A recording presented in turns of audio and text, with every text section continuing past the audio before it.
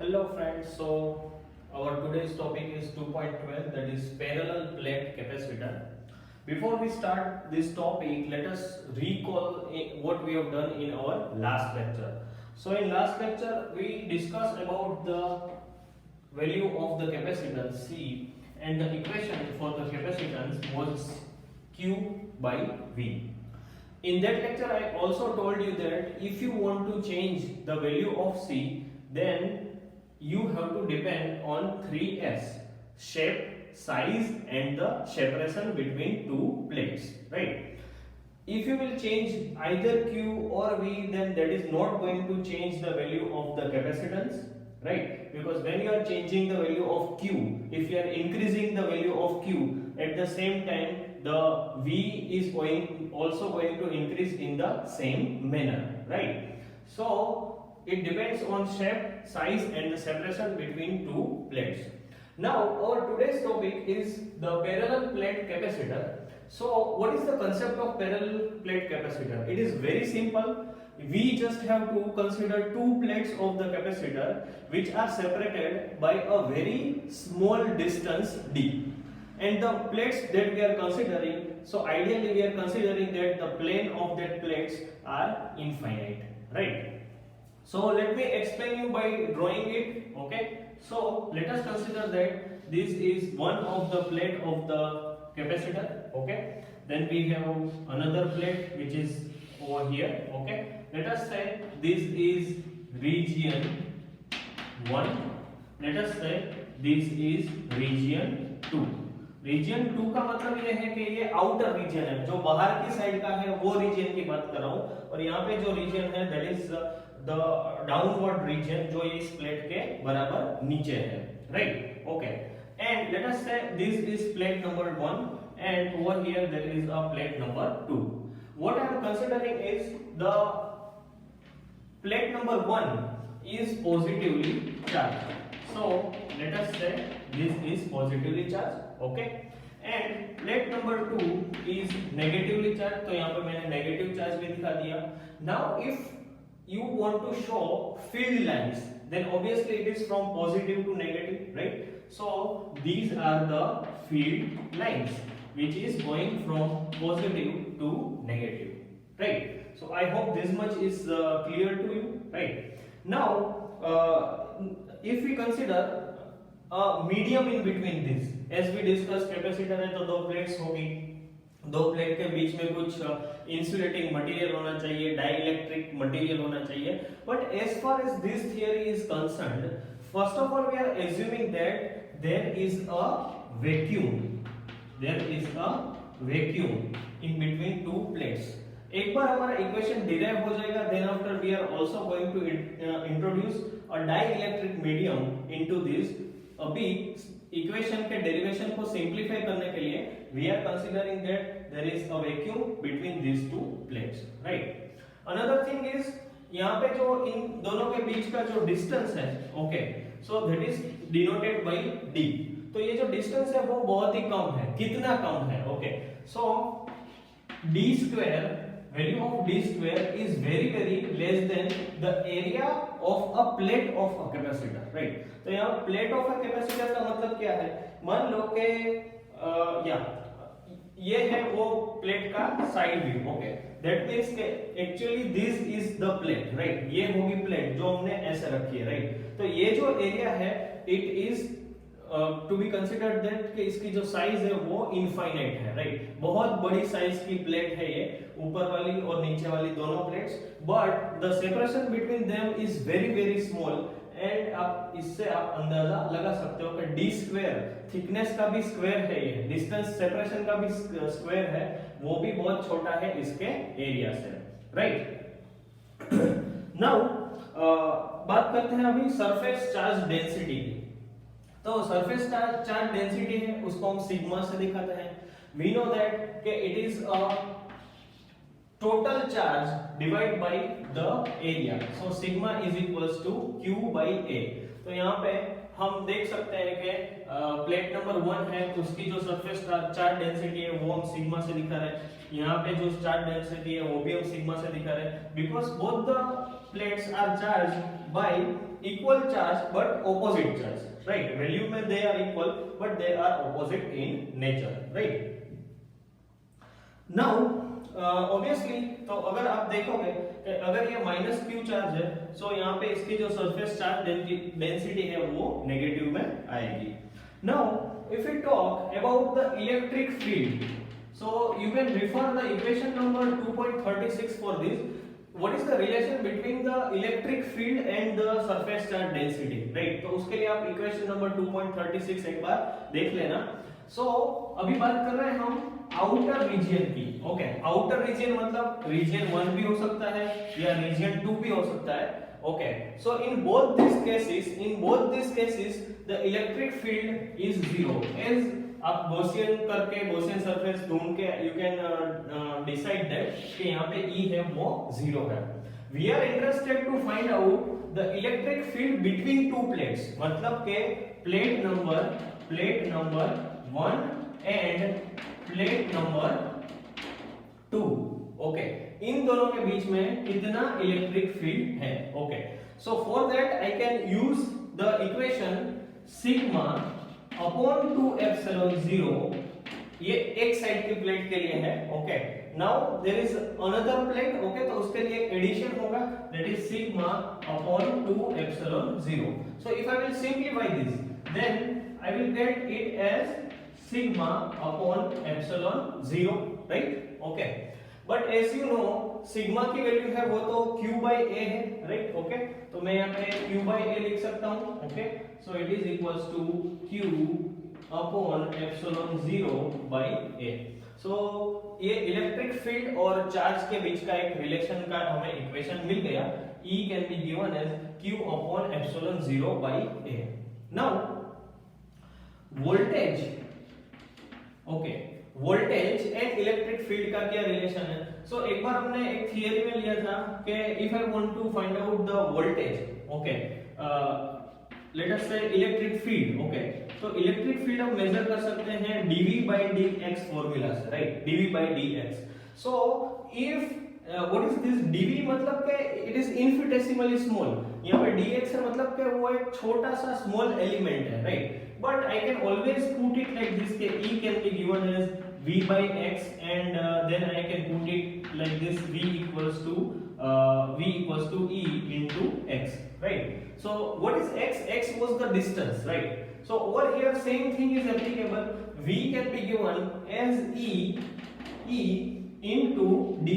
D is the distance between two plates, right? So we already have the value of E, so I am just putting that value q upon epsilon 0 by a into d, right? Okay, now let us take the help of the equation c equals to q by v. Ultimately I want to find out the relation of c, right? तो इसीलिए हम ये सब कर रहे हैं. तो सबसे पहले इस इक्वेशन को मैं थोड़ा सा अलग तरीके से रिप्रेजेंट कर रहा हूँ, राइट? मुझे q by v चाहिए इस इक्वेशन से, राइट? तो q by v करने के लिए v को दूसरी साइड, दिस इज v, तो v को हमें डिनोमिनेटर में ले जाना पड़ेगा. Okay, so I can say that it is epsilon 0 a by d, right? This is q by v. Now as per this equation what is q by v? q by v तो c होता है. That means from this I can write c can be given as epsilon 0 a by d. तो यही equation है जो हम derive करना चाहते थे एंड इससे हमें मालूम पड़ता है कि c की एक्चुअल डिपेंडेंसी है वो किसके ऊपर है, right? So over here you can see that area of the capacitor. हमने क्या बताया था? c की डिपेंडेंसी है वो shape, size and the separation between two plates पर है, ठीक? तो यहाँ पे ये हो गया एरिया, राइट? तो दूसरी क्वांटिटी है that is d. d is what? It is a separation between two plates. तो if you want to change the value of the capacitance then you should change these things. आप area change करो या फिर आप distance between two plates of the capacitor change करो, तब जाके आपका capacitance है वो change होगा, right? Over here epsilon 0, that is you know that it is a permittivity of free space, vacuum की permittivity है. तो इसका मतलब ये भी हुआ कि अगर जो इंसुलेटिंग मटेरियल है, जो डाइइलेक्ट्रिक मटेरियल है, उसकी परमिटिविटी बदलोगे, मटेरियल बदलोगे तो परमिटिविटी बदलेगी, परमिटिविटी बदलेगी तो कैपेसिटेंस भी बदलेगा, राइट। ओके, तो ये तीन पैरामीटर्स है कि जिसके ऊपर कैपेसिटेंस है वो डिपेंड करता है।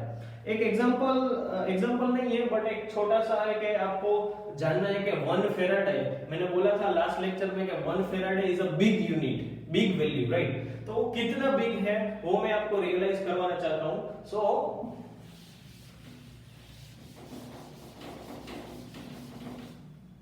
C equals to epsilon 0a by d, ये हमारा इक्वेशन है। Now let us consider that area A is equals to 1 meter square, right? area A is equals to 1 meter square। तो 1 मीटर स्क्वायर कितना होता है? सो मान लो कि आपको एक आइडिया देने के लिए है कि ये जो लाइन मैंने ड्रॉ की है which is approximately equals to 1 meter, okay? 1 metre का स्क्वायर, तो ये जो एरिया आप देख रहे हो, okay, that is approximately 1 metre. इतनी एक प्लेट, ऐसी दूसरी प्लेट है, so two plates are there, okay, each of them is 1 metre square, right. तो A is equals to 1 meter square and then after we have a thickness, okay, तो हमने पहले बोला था कि the separation between the two capacitors, okay, या फिर आप D बोलो, so it should be as small as possible, right। तो यहाँ पे हम वो ले रहे हैं 1 mm, सिर्फ 1 mm का सेपरेशन है दो प्लेट्स के बीच में। नाउ आप ये दोनों वैल्यू A और D की यहाँ पे रख दो, सो epsilon 0 is like 8.85 into 10 raised to minus 12, right? Okay, multiplied with 1 meter square, 1 meter, ठीक है, और आप 1 mm है, so that will be like 10 raised to minus 3 meter। तो यहाँ पे हमने लिख दिया 10 raised to minus 3। So you just try to simplify this and what you are going to get is 8.85 into 10 raised to minus 9 farad, 8.85 into 10 raised to minus 9 farad। तो ये 12 minus 3 करोगे तो आपको 9 मिल जाएगा, 8.85 है वो as it is है, right. तो इसका मतलब क्या हुआ, ये वैल्यू बड़ी है या छोटी है? देखो आप यहाँ पे 10 raised to minus 9 farad है, बहुत छोटी है, नैनो में चले गए, नैनो फेराड, 8.85 नैनो फेराड है। तो if you want to have a capacitance like in nano farad, then you need a plate whose area is 1 meter square, right। इसका मतलब है कि 1 फेराड तो बहुत बड़ी वैल्यू है। अभी आप इसको थोड़ा सा रिवर्स भी ले सकते हो। रिवर्स कैसे कि आपको 1 फेराडे जितना कैपेसिटेंस चाहिए, 1 फेराडे जितना कैपेसिटेंस चाहिए, तो उसके लिए what should be the area of the capacitor plate, right. तो उसको कैसे लिखेंगे? C into D upon epsilon 0 is equals to A, right। now you put C as 1 coulomb, okay, D को आप या as it is रख दो, yes, आप उसको 10 raised to minus 2 metre, okay, मतलब 1 सेंटीमीटर हुआ। You take D as 1 centimetre, okay, you know the value of epsilon 0। तब आप जब एरिया फाइंड आउट करोगे, that area will come to 10 raised to 9 metre square. अब ये 10 raised to 9 मीटर स्क्वायर वो कितना होता है, राइट। सो आप ऐसा सोच लो कि it is like 30 into 30, so it is 900, okay, 30 into 30, sorry, 900, okay, और उसके बाद आपके पास है 10 raised to 3 points और, तो which will be approximately 30 kilometre square long, okay, दोनों साइड पे 30 किलोमीटर स्क्वायर की प्लेट्स है वो चाहिए, राइट। So 30 kilometre is too much, that kind of plates can not exist, right, okay. तो 1 faraday is very very big unit. In practice we are dealing with microfarads, okay, we are dealing with nanofarads, okay, but 1 faraday में हम deal नहीं कर सकते हैं, right, okay. और एक छोटा सा टॉपिक है इसमें, इसी थियरी में एक पैराग्राफ दिया है, that is fringing of the field, वो हम अभी अंडरस्टैंड करेंगे।